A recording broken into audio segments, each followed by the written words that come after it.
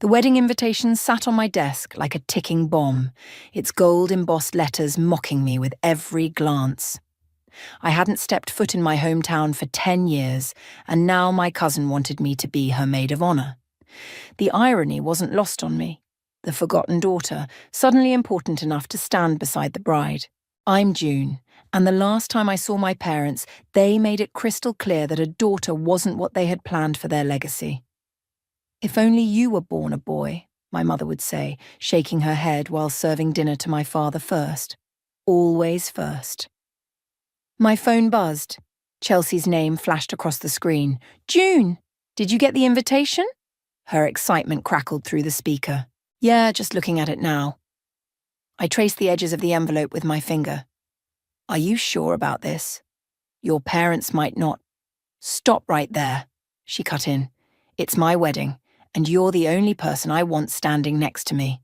Besides, Francisco adores you. He says you're the kind of woman who makes things happen." I smiled despite myself. My tech company had just closed its biggest deal yet, and the industry magazines were starting to take notice. "That's sweet of him. But Chelsea, you know how things are with—" "They ask about you, you know," she said softly. "Your parents. They see your name in the business sections. Mum says Aunt Eleanor keeps every article." My throat tightened. Funny way of showing it. 10 years of silence and they're collecting articles like proud parents. "There's something else," Chelsea hesitated. "They want to talk to you at the wedding. Your mum specifically asked if you'd be there." The familiar anger bubbled up, but I pushed it down. "Did she say what about?" "No, but June, things change. People change." I glanced at my laptop screen where a draft of our company's latest financial report waited for my review. The numbers were good. Better than good. We'd grown exponentially in the past 2 years. "Listen, Chelsea, I need to think about this. The wedding's in 3 weeks, please say yes." My office door opened and Rhett walked in, carrying 2 coffee cups. He raised an eyebrow at my expression. "I'll call you back," I told Chelsea, hanging up. "Wedding drama?" Rhett placed a cup on my desk. "You look like you've seen a ghost." "Worse.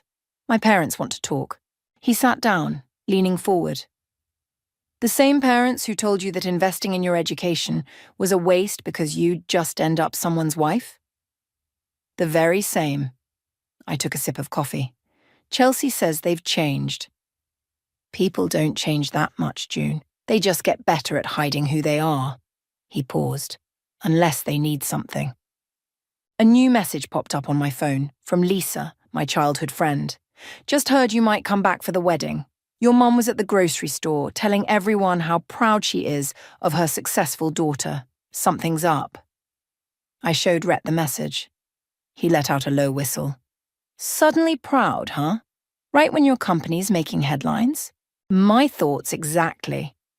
I stood up and walked to the window, looking out at the city skyline I'd grown to love. You know what the worst part is? A tiny piece of me still wants their approval. Pathetic, right? "Human," Rhett corrected. "But don't let it cloud your judgment. You built all this," he gestured around the office, "without them. While they were busy wishing for a son, you were becoming someone their imaginary heir could never match." My phone buzzed again. Another message from Chelsea. "There's something else you should know. It's important. Can we talk?" I showed Rhett the message. "Go to the wedding," he said firmly. "Whatever they want, whatever game they're playing, face it head on. You're not that scared teenager anymore." I picked up the invitation again, running my fingers over my name. June Spencer, not June Simmons. I'd changed my last name the day I left home, choosing my grandmother's maiden name, the only person in my family who had believed in me. "You're right," I told Rhett. "I'll go, but not for them." I pulled out my phone to text Chelsea. "I'm in, but first tell me everything." Her response came immediately. "Not over text. Can I come by your office tomorrow? There's a lot you need to know before you face them." I looked at Rhett, who was watching me with concern. "Whatever they're planning," I said, "they're about to learn that the daughter they didn't want grew up to be exactly who she needed to be." "That's my girl," Rhett grinned. "Now, shall we review that financial report?" Something tells me you're going to want those numbers fresh in your mind. I nodded, already wondering what Chelsea needed to tell me and why my parents had suddenly decided their daughter was worth acknowledging. Whatever it was, I had a feeling this wedding was going to be about much more than just saying I do. Chelsea's revelation hit me like a bucket of ice water. They're losing everything, June. The family business, the house, all of it. Dad says Uncle Norman made some bad investments and now they're desperate. We sat in my office, the city lights twinkling behind us as evening settled in. Chelsea clutched her coffee cup, her engagement ring catching the light. So, that's why they suddenly remember they have a daughter, I said, the pieces falling into place. How much? They need at least $500,000 to stay afloat. Chelsea wouldn't meet my eyes. Aunt Eleanor's been telling everyone how successful you are, how proud they are of their brilliant daughter. I laughed, but there was no humour in it. 10 years of silence and now they're proud? Because they need money? I know it's awful. Chelsea reached across the desk to squeeze my hand. I just thought you should know before the wedding. They're planning to approach you there. At your wedding? They'd really do that? They think you won't make a scene. Public image and all that. She rolled her eyes. You know how they are. My phone buzzed. A text from Lisa. Just drove past your old house. For sale signs up. You okay? Does everyone know except me? I showed Chelsea the message. Small town, remember? But listen, there's more. Francisco and I overheard them at the rehearsal dinner last night. They're telling people you offered to help, that you're coming home to save the family business. The anger I'd suppressed for years threatened to bubble over. They're already spending my money. June? Chelsea hesitated. What are you going to do? Before I could answer, Rhett burst into the office. You need to see this. He turned his tablet toward us, showing a local news website. There was my father standing in front of his failing business, quoted in an article about family enterprises facing challenges. We're fortunate that our daughter has agreed to step in. I read aloud. Family always comes together in times of need. My hands shook. They're painting themselves as proud parents whose successful daughter is rushing home to help. They're trying to back me into a corner. That's not all. Rhett scrolled down. They're hosting a welcome home dinner for you the night before the wedding. Already announced it in the society pages. Chelsea looked mortified. June, I'm so sorry. If I'd known they'd go this far. It's not your fault. I stood up, pacing the office. They're still playing the same games, just with higher stakes. What's your plan? Rhett asked, knowing that look in my eye. I stopped pacing. I'm going to that dinner, and to the wedding, but not as the dutiful daughter they're expecting. June, Chelsea warned. Whatever you're thinking. Don't worry, I assured her. I won't ruin your wedding, but I'm done letting them control the narrative. They want to use me for money? Fine. Let's see how they handle it when I use their precious public image against them. My phone rang. My mother's number. After 10 years, she was finally calling. Put it on speaker, Rhett suggested. I answered. Hello, Mother. June, darling. Her voice was syrupy sweet. We're so excited about the dinner. Everyone's talking about it. Your father and I have missed you terribly. Have you? I kept my voice neutral. That's funny because I don't remember hearing from you for the past decade. A pause. The past is the past, dear. We're just so proud of what you've accomplished. A mother always knows her child's potential. I caught Rhett's eye. He was shaking his head in disbelief. Does she? I asked. I seem to remember you having very different opinions about my potential. June, her voice hardened slightly. That's all water under the bridge. We have so much to discuss when you're home, such exciting opportunities for the family. I'm sure we do. I smiled, though she couldn't see it. I'm looking forward to it. After hanging up, I turned to Chelsea and Rhett. They want to play happy families? Perfect. I'll give them exactly what they want right up until I don't. June, Chelsea looked worried. What are you planning? Something that'll make them wish they'd never remembered they had a daughter. I picked up the wedding invitation. But first, I need to make a few calls. If they want to talk about money, let's talk about money. Rhett grinned. Need any help? Actually, yes. I turned to Chelsea. I'm still your maid of honor, and I promise your wedding won't be collateral damage. But afterward, they're going to learn that the daughter they dismissed isn't just successful, she's learned how to play their game better than they ever could. As Chelsea left, Rhett stayed behind. You sure about this? They taught me one valuable lesson, I said, pulling up my company's financial records. Image is everything. It's time they learned how that lesson can backfire. The welcome home dinner was exactly as I expected, a carefully orchestrated show of family unity. My mother had arranged everything perfectly, from the fresh flowers to the strategic seating of influential guests. I wore my most expensive suit, playing my part. June, darling, my mother air-kissed my cheeks as I arrived. You look wonderful. Success clearly agrees with you. Mother, I smiled, matching her artificial warmth. You've outdone yourself with the arrangements. Well, we had to celebrate properly, she lowered her voice. Everyone who matters is here. I scanned the room. Local business owners, family friends, even a reporter from the local paper. All carefully selected witnesses to the prodigal daughter's return. My father approached, champagne in hand. There's my girl. I was just telling Richard about your company's impressive growth. Richard, a bank manager I remembered from childhood, nodded enthusiastically. Remarkable achievements, June. Your father's been sharing the numbers. Has he? I raised an eyebrow. Interesting, considering I haven't shared those numbers with him. An awkward silence fell. My father laughed too loudly. Always the joker, this one. Lisa appeared at my side, squeezing my arm in silent support. June, let me grab you a drink. At the bar, she whispered, They've been talking you up all evening. Your mum's practically glowing with maternal pride. 10 years too late, I muttered, accepting a glass of wine. June, my father's voice behind me. Could we have a moment? In private? I followed him to his study, the same room where he'd once told me that investing in my business education was pointless because no one takes women executives seriously.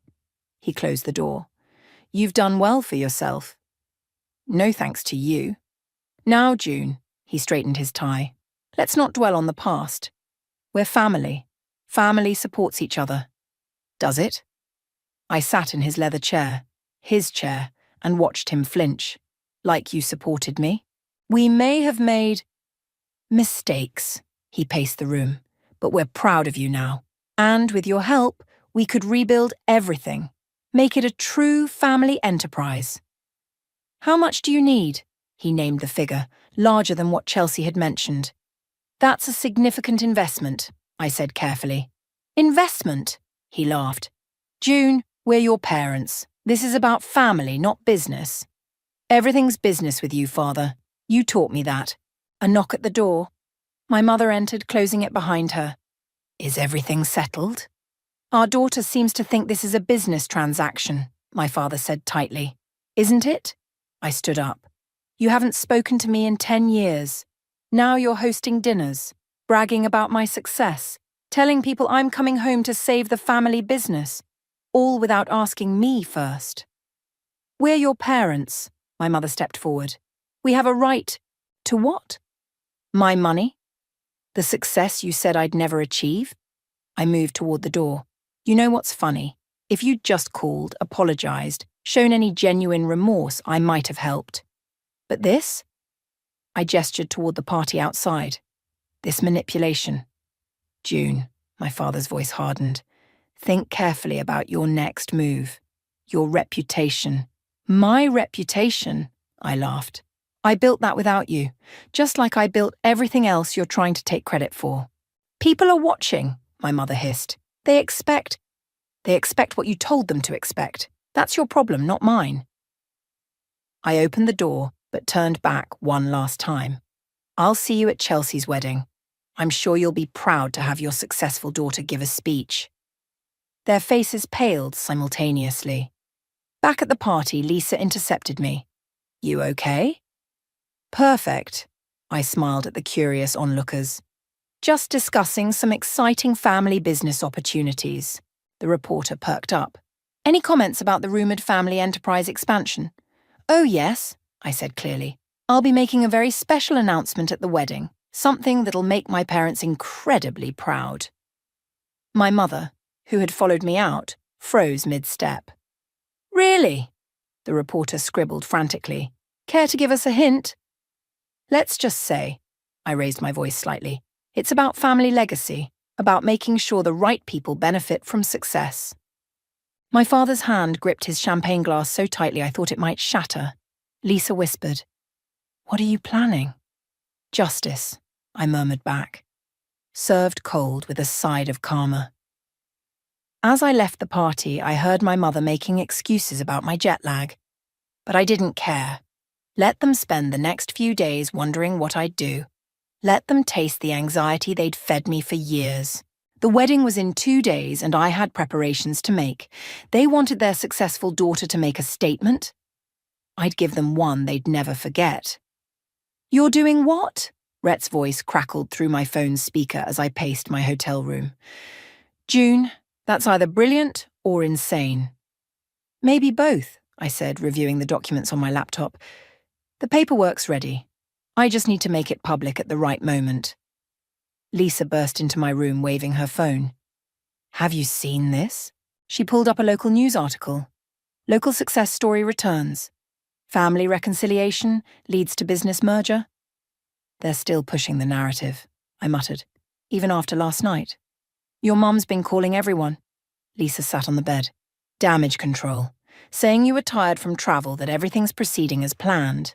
My phone buzzed. Chelsea calling. "June? Are you sure about tomorrow?" "Don't worry about your wedding," I assured her. "The reception speech is when everything happens. Your ceremony will be perfect."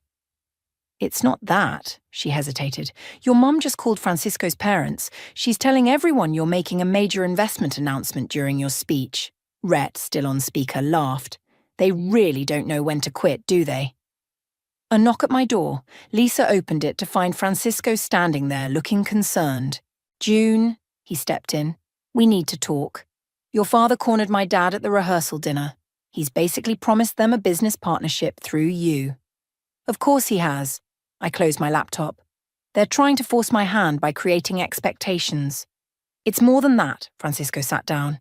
"They're leveraging these promises for immediate loans, using your supposed involvement as collateral." "What?" I stood up sharply. "That's fraud."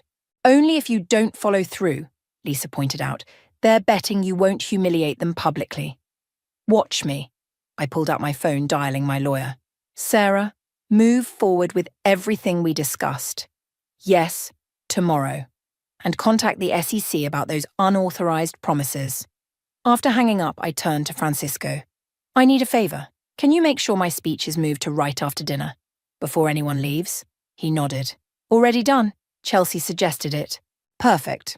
I opened my laptop again. "Now, about that charity foundation. The one you're announcing tomorrow." Lisa peered at my screen. "How much are you actually donating?" "Everything they asked for, plus interest." I showed her the figures. "But instead of bailing them out, it's going to help girls who've been told they're not enough." Rhett whistled through the phone. "That's going to leave a mark." "June." Francisco looked worried. "They're going to lose everything." "They already lost everything that mattered," I replied. "They just don't know it yet." Another knock. This time it was my mother. Lisa quickly closed my laptop as she entered. "June, darling, we need to discuss tomorrow's announcement." She looked pointedly at my friends. "Privately. Anything you have to say, you can say in front of them." She pressed her lips together. "Fine. Your father's arranged everything. When you announce the investment..." "Who said I'm announcing an investment?" She faltered. "But you must. We've already told everyone." "That's your problem, Mother. Making promises about money that isn't yours. We're your parents." "Really?" I stood up. "Where were you when I needed parents? When I was building my company from nothing? When I changed my name because I couldn't bear to carry yours?" She flinched. "We made mistakes." "No," I cut her off. "Mistakes are forgetting birthdays or missing school events. What you did was systematic emotional abuse, and now you want to profit from the success I achieved despite you? You ungrateful." She caught herself, aware of our audience. "Think about what you're doing. Your father's reputation will be exactly what he deserves." I opened the door. Now, if you'll excuse me, I have a speech to finish. After she left, Francisco let out a low whistle. That was intense. Tomorrow will be worse, Lisa warned. Tomorrow will be justice, I corrected, reopening my laptop. Rhett, is everything set on your end? Press release ready to go the moment you finish your speech, he confirmed. Local and national media already interested. Good. I pulled up my speech document. Because tomorrow, my parents are going to learn that the daughter they never wanted grew up to be exactly who she needed to be, someone who won't let them hurt anyone else the way they hurt me. Lisa hugged me. Want us to stay while you practice? No, I smiled. I've got this. 10 years of practice, remember? As they left, I looked at the speech one last time. Tomorrow, at my cousin's wedding reception, I would finally say everything I'd held back for a decade. And I would do it in a way that would make it impossible for my parents to twist the narrative. They wanted their successful daughter to make a statement. They were about to get exactly what they asked for. Chelsea's wedding was beautiful. As maid of honor, I stood beside her, watching her marry Francisco with genuine joy. My parents sat in the front row, practically glowing with anticipation of my upcoming announcement. The local newspaper photographer kept his lens trained on our family exactly as they'd planned. At the reception, my mother worked the room like a politician, dropping hints about the exciting family business news to come. My father huddled with potential investors, making promises he thought I'd have to keep. Lisa squeezed my arm. You okay? Never better. I watched the servers clearing dinner plates. Almost time. Francisco's father approached, beaming. June. Norman's been telling me about the merger plans. Brilliant strategy. Has he? I smiled pleasantly. How interesting. The DJ's voice cut through the chatter. And now we'll hear from our maid of honor, June. My mother practically pushed people aside to get a better view, her camera ready. The local reporter flipped to a fresh page in his notebook. I stepped up to the microphone, my hands steady. The speech I'd prepared felt like a weapon, loaded and ready. When Chelsea asked me to be her maid of honor, I was touched. Family hasn't always been... I paused, meeting my mother's eyes. Straightforward for me. The room quieted. My father's smile flickered. You see, I learned early that family isn't just about blood. It's about who believes in you when you have nothing, who supports you when you're told you're not enough. My mother's camera lowered slightly. Chelsea was there when I started my company, when everyone said a woman couldn't succeed in tech, when my own parents... I let the words hang, watching them squirm. Well, let's just say they had different expectations. The reporter's pen scratched frantically. But today isn't about the past. It's about the future. About legacy. I pulled out an envelope. My parents have been telling everyone about an exciting business announcement. They're right. I do have one. My father sat up straighter, triumphant. Several investors leaned forward. I'm announcing the creation of the Spencer Foundation for Girls in Technology, funded with an initial endowment of $1 million, twice what my parents recently asked me for. The room erupted in murmurs. My mother's camera clattered to the table. This foundation will support girls who've been told they're not enough, who've been denied opportunities because of their gender, who've had to build themselves from nothing. My father half rose, but my mother grabbed his arm. Every year, we'll provide full scholarships to girls who dream bigger than their circumstances, who refuse to let anyone define their worth. I looked directly at my parents, who know that real family supports you without conditions. The reporter was practically vibrating with excitement, and to launch this initiative, I'm partnering with several women-led tech firms to provide mentorship programs, because sometimes... I smiled at Lisa, at Chelsea, at all the people who'd actually supported me. The family you choose is stronger than the family you're born into. I raised my glass. To Chelsea and Francisco, thank you for showing me what real family love looks like. The applause was thunderous. My father stormed out, followed by several confused investors. My mother sat frozen, her carefully crafted narrative crumbling around her. Chelsea hugged me, whispering, "That was perfect." The reporter rushed over. "June, Can you comment on your parents' recent statements about a family business merger? I'm afraid they spoke without consulting me, I said clearly. Any statements they've made about my involvement in their business ventures are incorrect. And the loans they've secured based on your supposed investment? I know nothing about those, I replied. But I'm sure the relevant authorities will be interested in investigating any fraudulent claims. My mother finally approached, her face tight. June, how could I what, Mother? Help others instead of enabling you. Create something meaningful instead of bailing out your failed business. We're your parents. No, I cut her off. You're people who gave birth to me. Parents support their children. Parents love unconditionally. You've done neither. The reporter caught every word. Lisa appeared with my coat. Ready to go? I nodded, then turned back to my mother. The Foundation's first scholarship will be awarded next month. You're welcome to attend the ceremony. As guests, not parents. Maybe you'll learn something about what real family support looks like. As we left, I heard the buzz of conversations, saw the reporter already typing on his phone, noticed my mother's frozen smile as she tried to salvage what was left of her social standing. You did it, Lisa grinned. No, I corrected her, feeling lighter than I had in years. We did it, all of us who showed me what real family means. Behind us, the reception continued, but the story everyone would remember wasn't about Chelsea's wedding. It was about a daughter who turned her parents' manipulation into something powerful, something good. And that was the best revenge of all. The morning after the wedding, my phone wouldn't stop buzzing. The local paper's headline read, Tech CEO announces $1 million foundation, reveals family rift. My mother had called 17 times. You've gone viral, Rhett announced, barging into my hotel room with coffee and his tablet.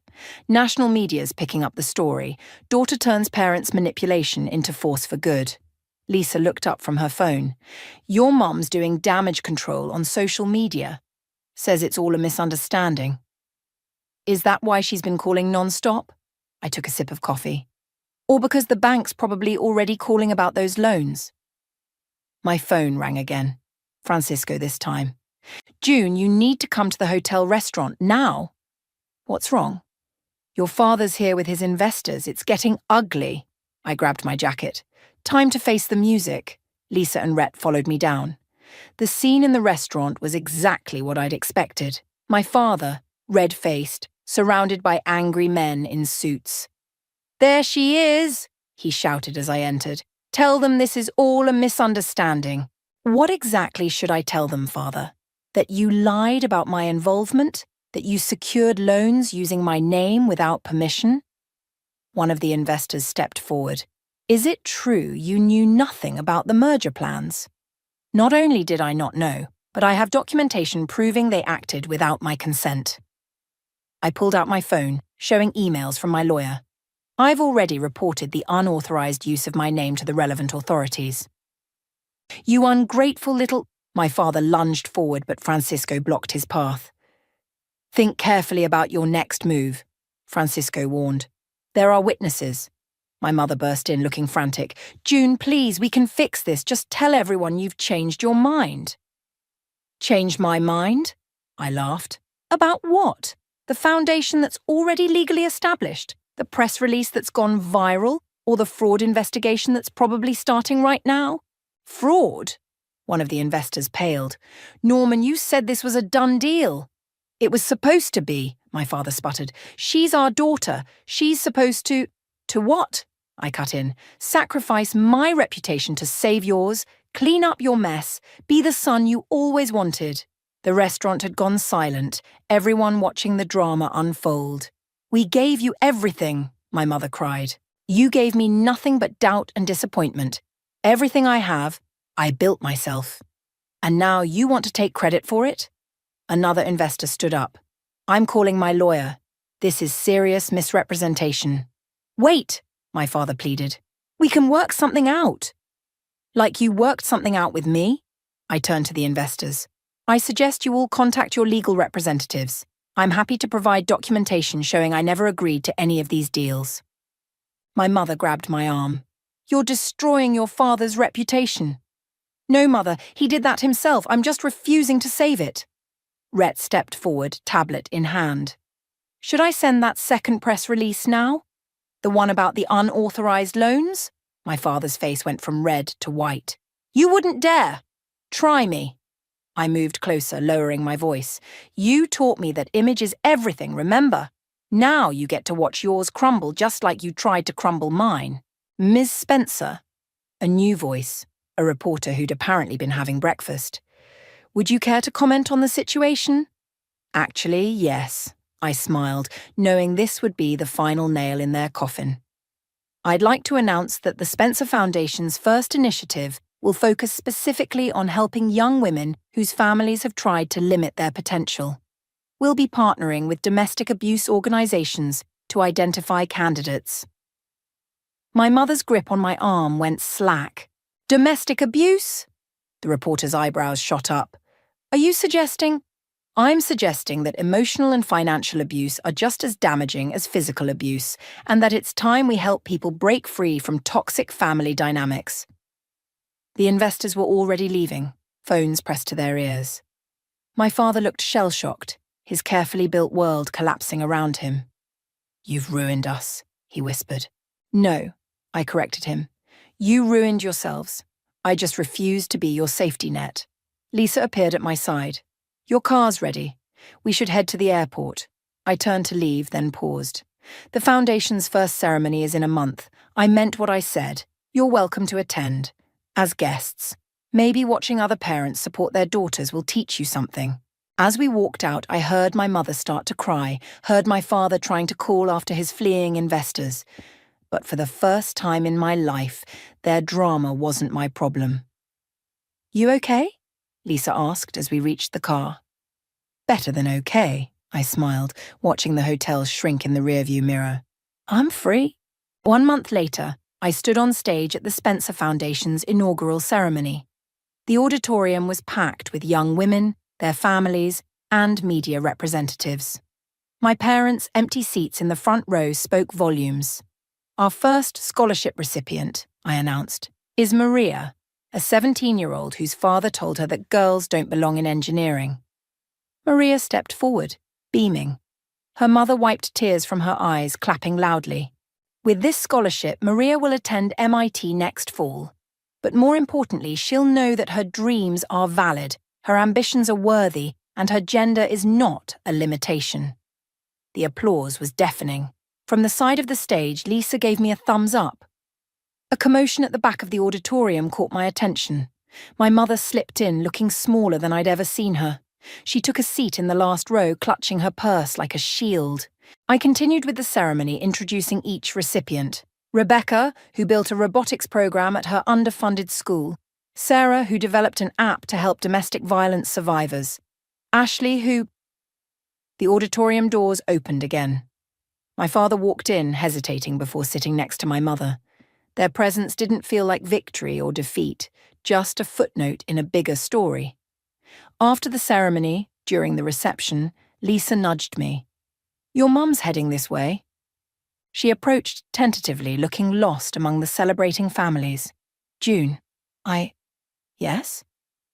Your father's business is gone, she said quietly. The house, too. The investigators found everything. I know. I watched Maria hugging her proud mother. The local paper kept me informed. We're moving in with your aunt. She twisted her wedding ring. Your father's looking for work, but at his age... Are you here for sympathy or money? I asked directly. Because I'm fresh out of both. I'm here because... She glanced around at the happy families.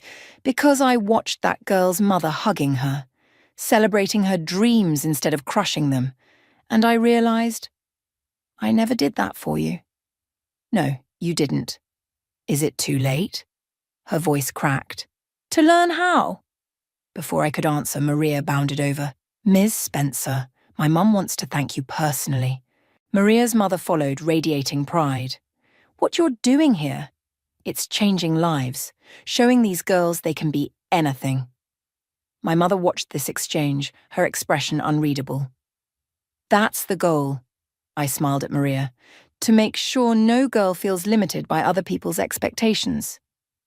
June. My mother spoke softly. Could I volunteer? With the foundation? Learn how to support girls like I should have supported you? I studied her face, looking for manipulation, but finding only regret. The foundation always needs volunteers, but you'd be starting at the bottom. No special treatment. I understand. And father? She shook her head. He's not ready. Maybe never will be, but I need to do this for myself, for all the times I failed you. Rhett appeared with news updates on his tablet. The story's still growing. More companies want to partner with the foundation. We're getting scholarship applications from all over the country. My mother turned to leave, but I caught her arm. Thursday mornings, that's when we train new volunteers. Don't be late. Her eyes welled up. Thank you. As she walked away, Lisa whispered, Are you sure about this? No, I admitted. But this foundation is about breaking cycles. Maybe it's time to break this one too. The reception continued around us. Girls taking selfies with their acceptance letters, parents hugging their daughters, dreams taking flight. My father had left already, unable to watch this celebration of everything he'd fought against. Maria's mother approached again. Your parents? Are they proud of all this? My father isn't, I said honestly. My mother is learning to be. But the real pride? I gestured to the room full of celebrating families. It's watching parents like you support your daughters without condition. That's what this foundation is about. Well, we're proud of you, she said firmly. All of us. Later, as we packed up, Rhett showed me more news updates. My father's business collapse, the investigation findings, the community's reaction. Karma's real, Lisa commented. Maybe. I watched my mother helping clean up, trying to find her place in this new world. But so is growth. If she's genuine about learning, then this foundation will have changed one more life, Rhett finished. I looked around the auditorium, now empty except for echoes of joy and possibility. My revenge had transformed into something bigger than family drama. It had become a force for change. Ready to go? Lisa asked. Almost. I took one last look at the stage, just remembering something my father used to say about legacy. Turns out he was right, just not in the way he meant. We left together, leaving behind the weight of old expectations and carrying forward the promise of new beginnings. The Spencer Foundation's office buzzed with activity as I reviewed applications with our team. My mother sat at a volunteer desk, carefully organising candidate files. 3 months of showing up every Thursday had earned her a regular position, though some staff still watched her warily. June, she approached my desk hesitantly. You should see this application. I took the file, reading the girl's story. 16, brilliant at coding, parents refusing to support her dreams, history repeating itself. Her situation. My mother's voice wavered. It's like looking in a mirror, isn't it? The difference is she'll get support. I pressed the approval stamp on the application. That's why we're here. Lisa burst into the office, waving her phone. Your father's on the local news. She pulled up the video. There he was being interviewed outside his new job, a junior position at a small firm. I lost everything, he said to the camera, because I couldn't accept that times have changed. My daughter, he paused, looking directly at the lens. She proved me wrong about everything. Turn it off, I said quietly. He's been asking about you, my mother ventured, watching all the foundation's progress. Good for him. I turned back to the applications. Rhett walked in with Chelsea and Francisco. Surprise inspection. We brought lunch. And news, Chelsea added. We're having a baby. A girl. The office erupted in cheers. My mother hung back, uncertain of her place in this celebration. Have you told your parents? I asked Chelsea. Yes. And, she hesitated. Uncle Norman asked if you'd be the godmother. He said, and I quote, she'd teach her to be strong. The room went quiet. My mother dropped a stack of files. Did he now? I kept my voice neutral. Interesting timing. He's changed, June, my mother said softly. We both have. Watching you build this, help these girls. It's shown us everything we did wrong. Mom, I finally looked at her directly. You've proven you want to change. You show up, you do the work, you face your mistakes. But him? One TV interview and a message through Chelsea doesn't erase everything. I know, but the office door opened again. My father stood there, looking uncomfortable in his off-the-rack suit. What are you doing here? I stood up. I came to apply. He held up a volunteer form. To learn, like your mother has. Lisa moved protectively closer to me. Rhett crossed his arms. Why now? I demanded. Because I was wrong. He stepped forward. About everything. About you, about women in business, about what makes a legacy worthwhile. He gestured around the office. This is worth more than any business I ever built. It's not that simple. I know. He placed the volunteer form on a desk. I'm not asking for forgiveness. I'm asking for a chance to learn, to understand, to do better. Like Mom has. She's braver than me. Always was. Took me losing everything to see that. He looked around at the application files. Each of these is a girl I would have dismissed, like I dismissed you. Chelsea stepped forward. June, remember what you said at the foundation launch? About breaking cycles? I picked up his volunteer form. Bottom rung. No special treatment. One mistake. One attempt to take credit or control. And you're out. Understood. And the godmother thing? I meant it, he said quietly. You're everything I should have been proud of from the start. I handed the form to my mother. Put him in next Thursday's training group, regular volunteer track. He nodded, turning to leave. Dad? He stopped. Why did you really come? Because watching you succeed despite me made me realize I didn't fail as a father because I had a daughter.